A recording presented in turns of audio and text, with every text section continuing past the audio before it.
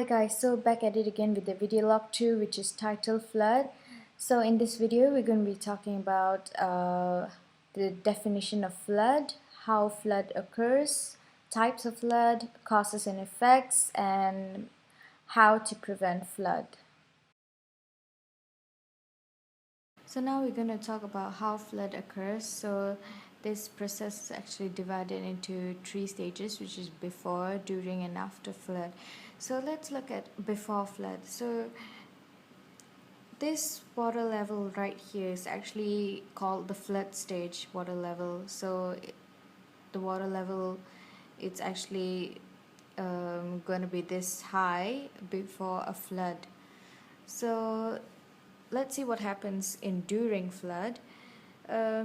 During flood, the water is already like overflowing to the land from the river, and as you can see on your right, it's actually a thin sediment has been formed, while on the left of the riverbank side, a thick sediment has been formed. So that's what happens during a flood. So let's look at what happens after a flood. So the sediments here, both on the left and the right side of the riverbank, actually becomes thicker, as you can see from the drawing here, and and the water level, as you can see, it has been lowered down to its normal level.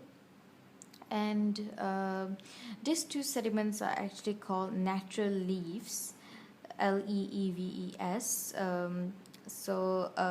These leaves eventually get thicker after many flood occurrence. There are 3 significant types of flood. First is the flash flood, coastal flood, and then lastly is urban flood. So flash flood, usually the characteristics are fast flowing water, and it can be dangerous as water can transport big objects such as stones and even cars.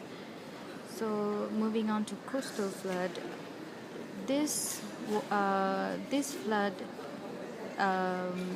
since the water level drops and rises within the tide. And finally, urban flood, it can be caused by both flash flood and coastal flood, but the water relatively rises slowly and it does not reach endangering heights, but it can still cause roadblocks.